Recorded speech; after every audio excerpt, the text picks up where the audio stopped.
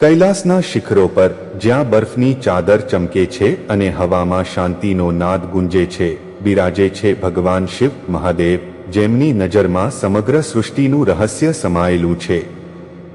પણ આજે આપણે વાત કરીશું એક એવી ઘટનાની જેના કારણે મહાદેવ નીલકંઠ કહેવાયા.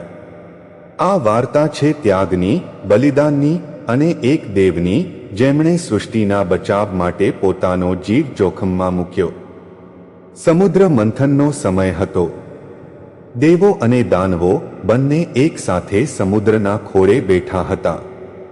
લક્ષ્ય એક જ હતું, અમૃત જે આપે છે અમૃતત્વ. વાસુકી નાગને દોરડું બનાવી, મંદરાચલ પર્વતને મથણી બનાવી સમુદ્રનું મંથન શરૂ થયું. પણ સમુદ્રના ગર્ભમાંથી ફક્ત અમૃત જ નહીં, અન્ય ઘણા રત્નો બહાર આવ્યા.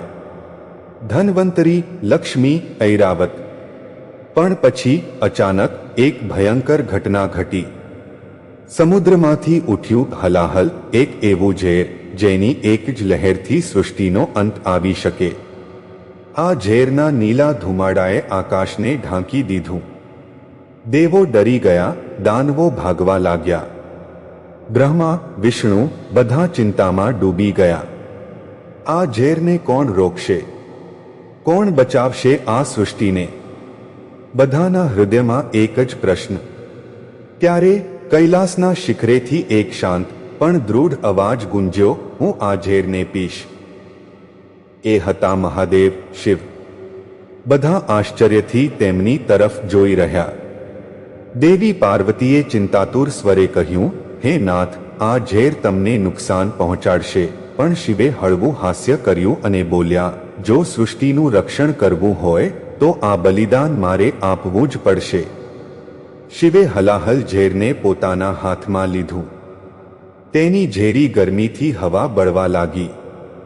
બધા દેવો અને દાનવો શ્વાસ રોકીને જોઈ રહ્યા. શિવે ઝેરને પોતાના મુખ તરફ લઈ જઈ એક ઘૂંટમાં તેને પી લીધું. પણ ઝેરની શક્તિ એટલી તીવ્ર હતી કે તે શિવના ધીમો ગળામાં જ અટકી ગયું. તેમનું ગળું નીલું થઈ ગયું. દેવી પાર્વતીએ તરત જ શિવનું કંઠ પકડી લીધું, જેથી ઝેર નીચે ન જાય. શિવે એ ઝેરને પોતાના ગળામાં જ સમાવી લીધું અને આમ તેઓ નીલકંઠ કહેવાયા. આ ઘટનાથી દેવો અને દાનવો બંને શિવના ચરણોમાં નમી પડ્યા. શિવે ફક્ત સૃષ્ટિને જ નહીં પણ બધાના હૃદયમાં એક સંદેશ આપ્યો, નિઃસ્વાર્થ બલિદાનથી મોટું કોઈ ધર્મ નથી.